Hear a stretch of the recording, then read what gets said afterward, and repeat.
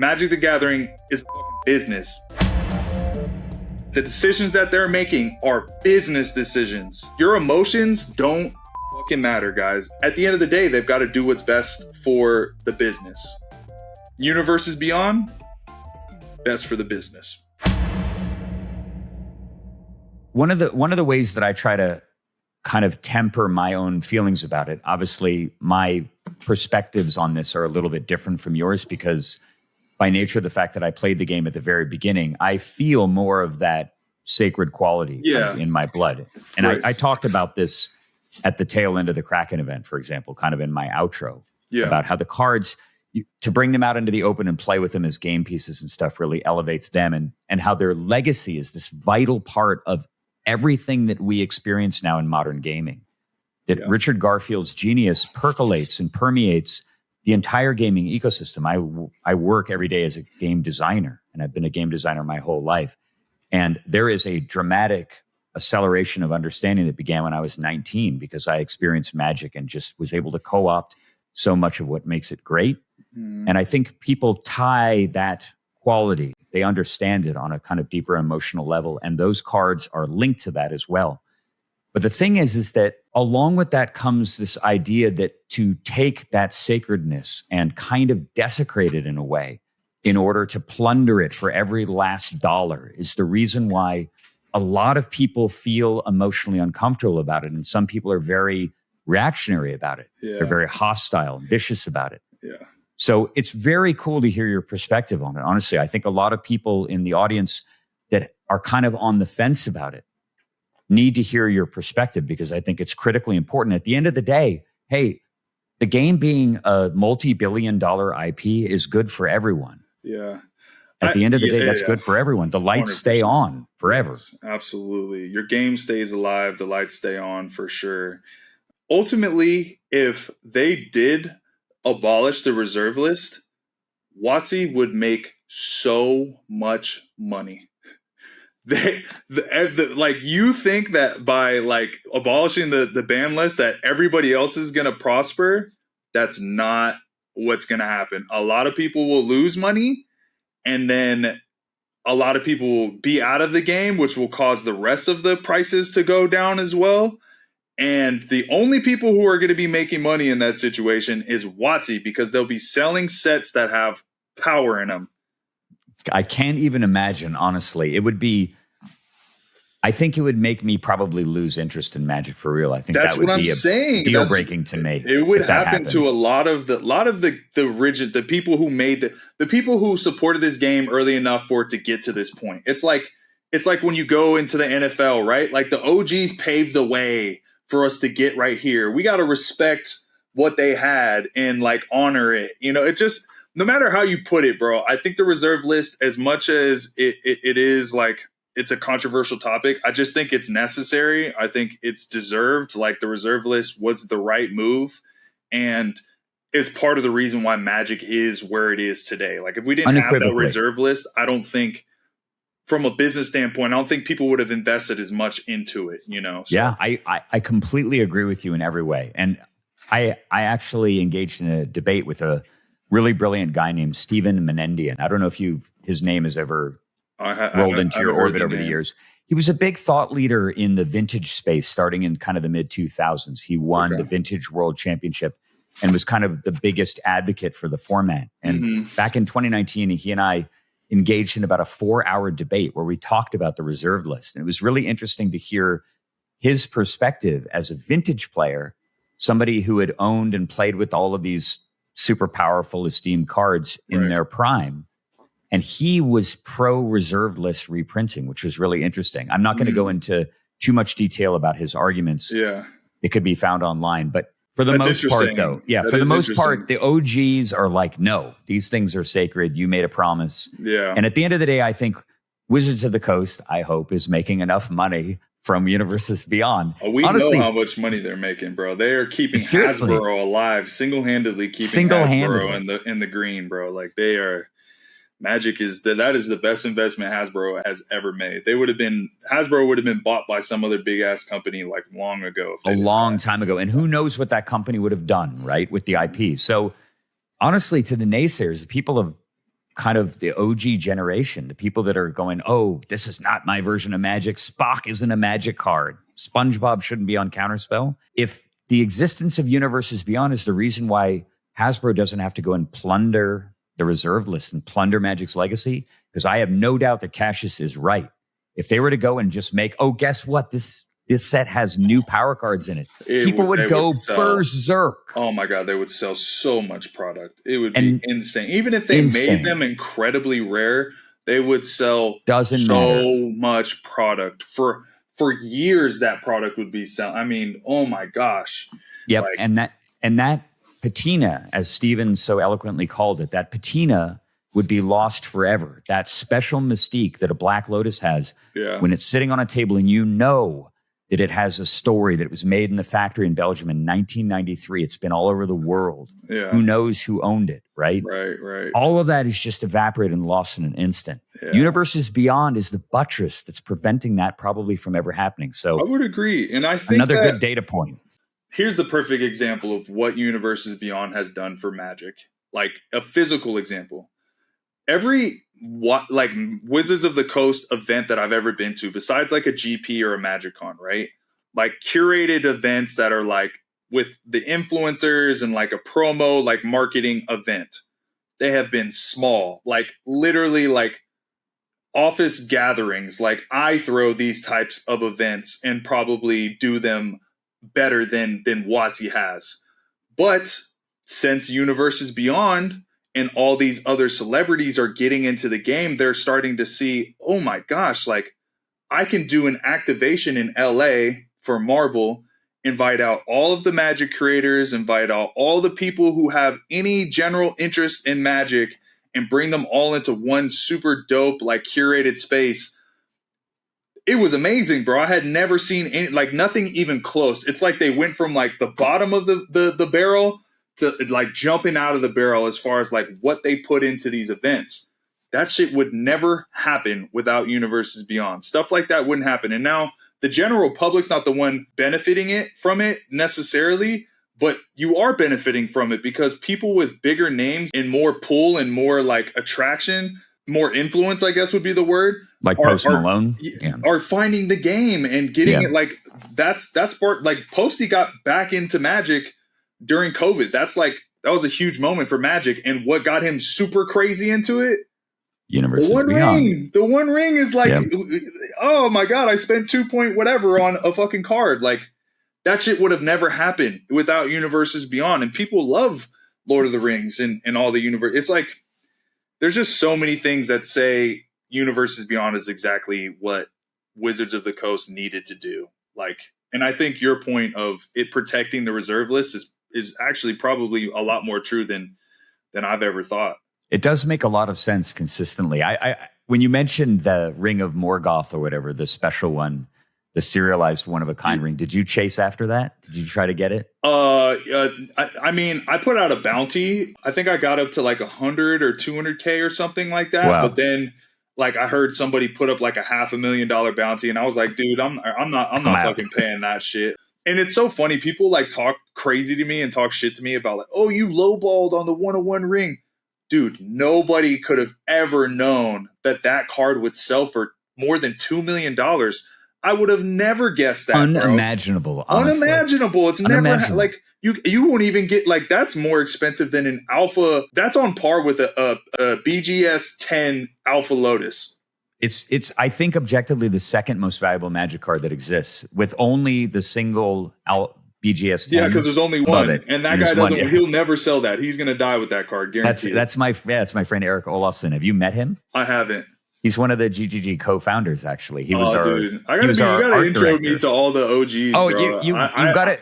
You have to meet Chris and Eric, of course. They're 100%. Both two of the world's biggest Magic collectors. It's crazy you guys actually haven't met. You certainly know love going and looking at people's collections, bro. It's one of my favorite things to do. Oh my God. Speaking of that, did you look at that video that I sent you of Chris's collection? I only saw a little bit of it, and I was like, dude, I don't even want to watch the rest of it because it's just gonna make me like, it's gonna make me itch. Like I'm gonna need to see that collection. Oh bro. My God. I just saw like he just splashed out like 10 foil City of Traders. I'm like, dude, you know how much money I spent just to get 2.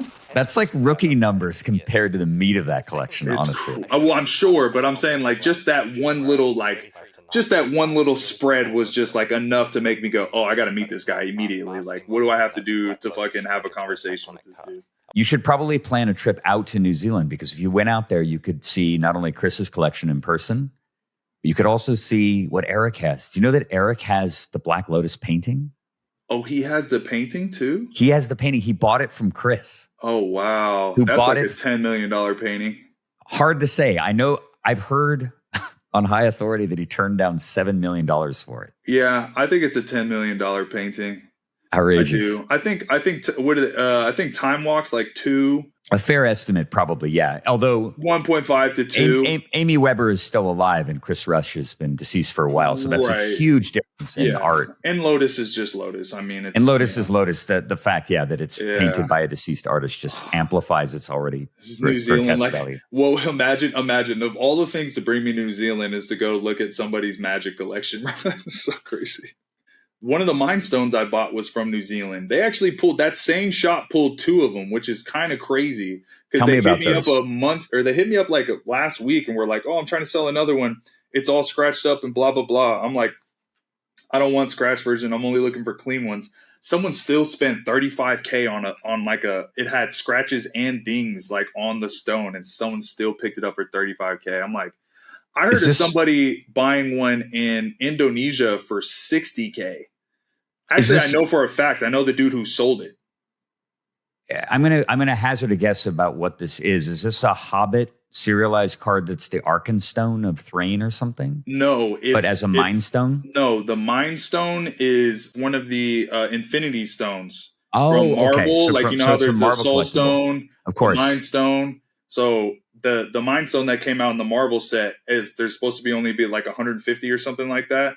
And gotcha. People have just been snatching those things up. Like, I've got 2 that I'm going to be getting graded at the National, so I'm pretty excited. Hopefully I get a 10. If I get 2 10s, oh boy.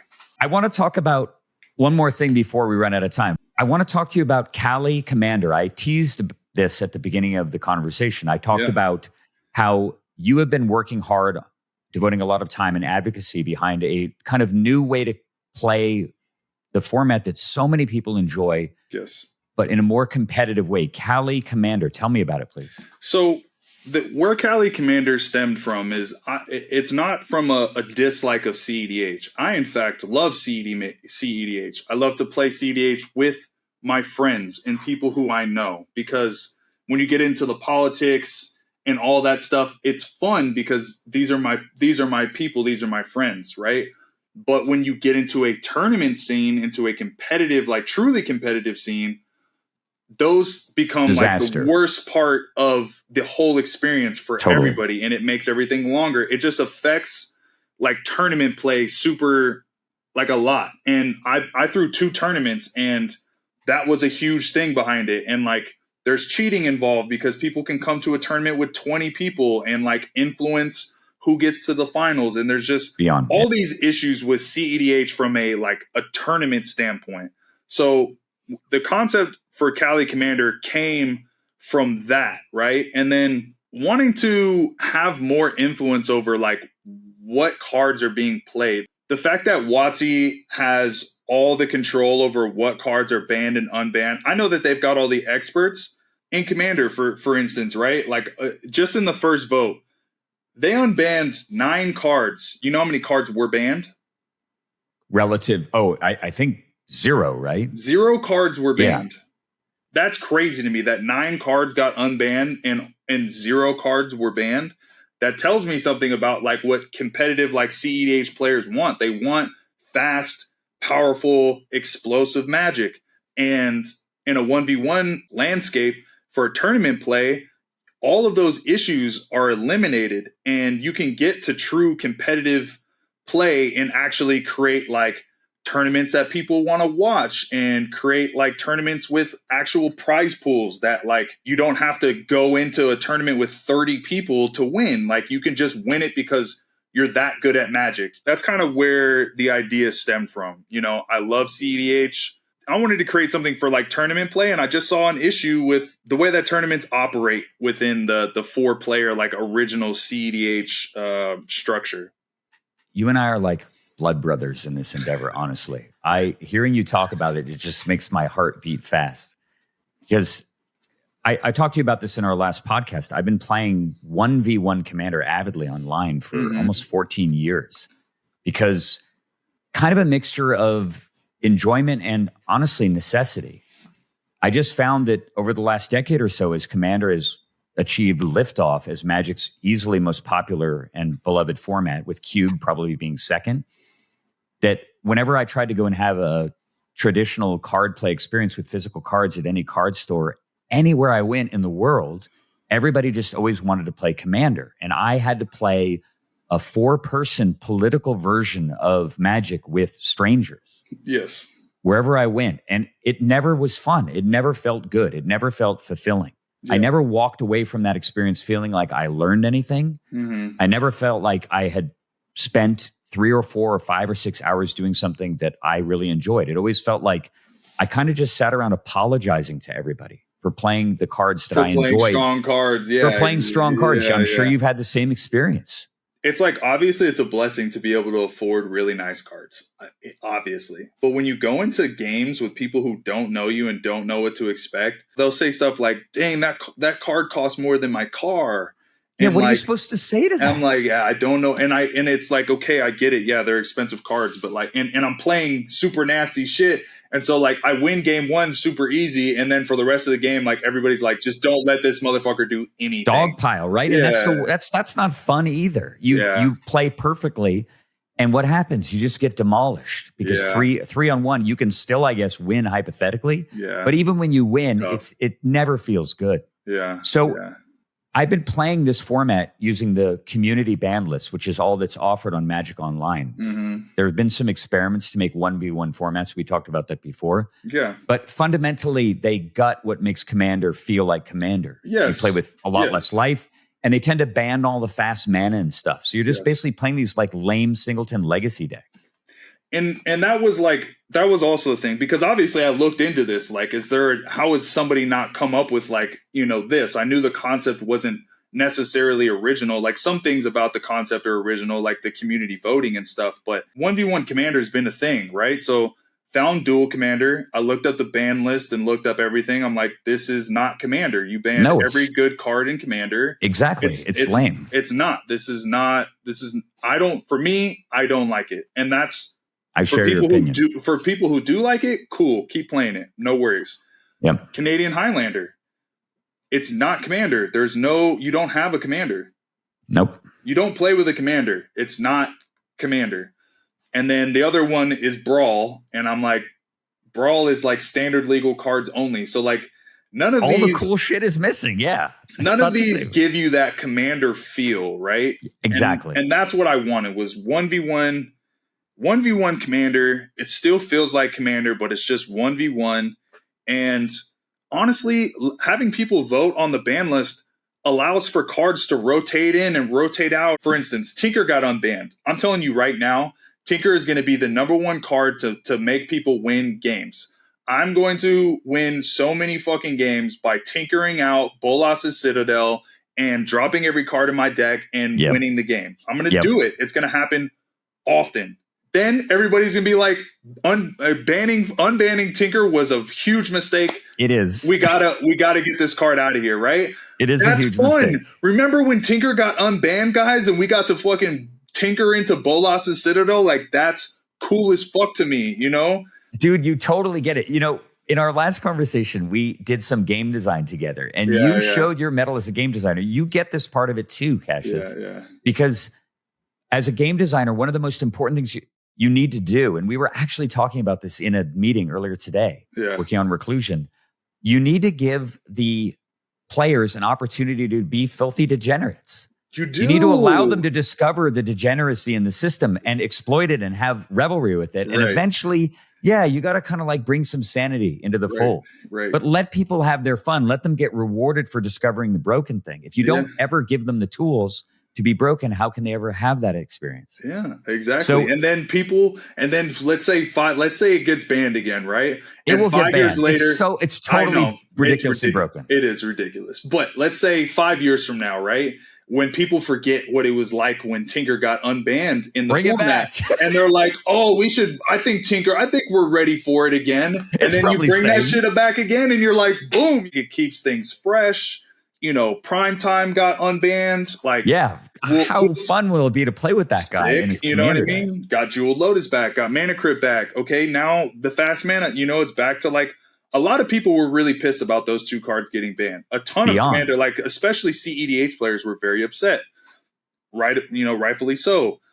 Dockside Extortionist gets unbanned. Why? Because it's not that good in multiplayer. Like, or 1v1. 1v1, you mean? Yeah. Or yeah, I mean, excuse me, it's not that good in 1v1, but it is not. Yeah, I just think it's just a fun thing, bro. And honestly, I thought it would be cool, and I wanted to create it just because I thought it'd be a good time, and it'd be something that I can get into and I can get behind, and like a fun way to make content and a fun way to connect with the community, And yeah, also, this could be good for my business. You know what I mean? Yeah, yes, you guys. This fucking format could be good for my business. And like, what is wrong with that? Why is that a sin as an entrepreneur and business owner who employs over 30 people in his company? Why is it bad if I create something and then I benefit from what I created? I don't understand it. Honestly, I relate a lot to what you're saying, seriously. And I'm sure that this is a thing that you've run into a lot during your life. You talked to me in the very beginning in our last interview about how when you were getting into Pokemon as a kid, you used to get a little bit of money to go buy some packs. You rode on your bike from a trailer park to the store to go buy a few packs and enjoy it. You busted your ass through a million different versions of athletics all the way to the NFL and succeeded incredibly well there. A 99.999 percentile dream come true. And then you stepped into this crazy competitive arena that was already very established and solved, and you're carving a swath through that as well. It's like your nature is to go and do this thing. And I'm sure along the way, people look at you and they go, "Hey, you can't do that for profit. You can't do that." Well, dude, you earned it. You solved the system and figured it out and deserve to benefit from it, right? It makes perfect sense. I just don't see why people in the Magic, I just don't understand why people in Magic are so against money being made in the hobby. I just don't get it. And I know it's done terrible things to Pokemon as far as like the scalping and stuff like that. And I know people are afraid of that happening in Magic, but if you're really just about the gameplay, play boosters are all-time low. You could buy play boosters for what they cost, for us to buy when they come out. Like, do you really just want to play the game? You can get every version of the card in a pretty cheap version, outside of a couple of cards. Do you think it's just jealousy? Do you think that it's jealousy? Do you think it's avarice? What do you think is motivating people to be so negative about? I think it's just it's been a part of the culture, the gatekeeping culture. And I think times, here's what I try to be understanding of this. Times are tough for a lot of people right now. For sure. And so, especially in arenas and in places that they really have get a ton of joy from, seeing somebody like profit from that and them just being like barely able to afford like one collector booster.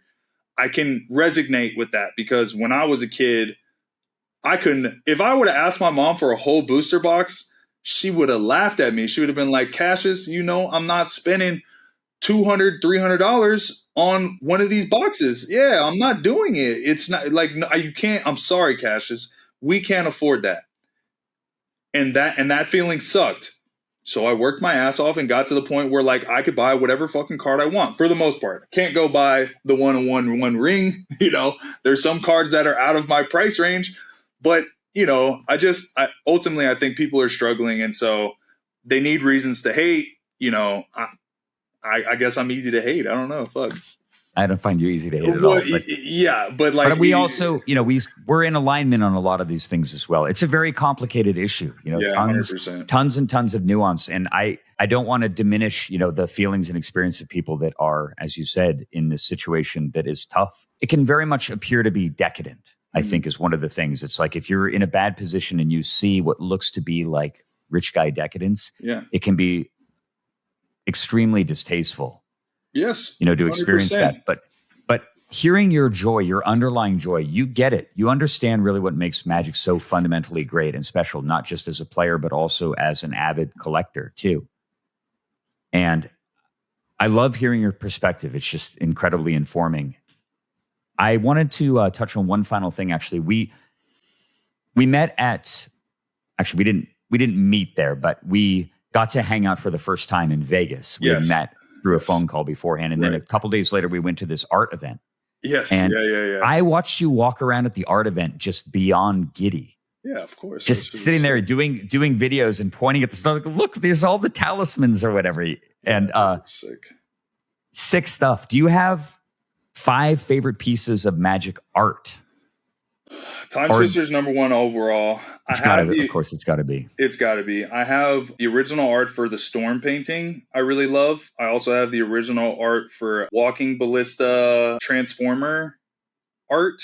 Oh, wow. So I have, modern art where you said Storm, you're talking about Storm, the Marvel character. So I collect Universes Beyond original art. So those are like 2 of my favorite. I own them, which is why I especially love them. But I also love the arts. And then another one would be the poster One Ring.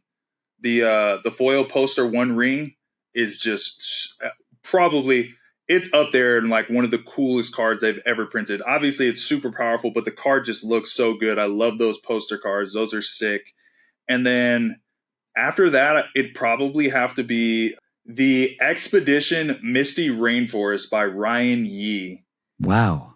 That one was... I know what painting you're talking about. I can see it. And I actually have a painting that my son's mother commissioned for me. It's like a reenactment of Misty Rainforest, except I'm holding my son's hand. It's like me and him like shirtless in the rainforest, like under the waterfall, just vibing. Like that's amazing. Yeah, it's sick, bro. And I love that art. And I did a play mat with Ryan Yee. I got to check up with you, man. I haven't spoken to him in some time, but yeah, those are probably my top 5 arts.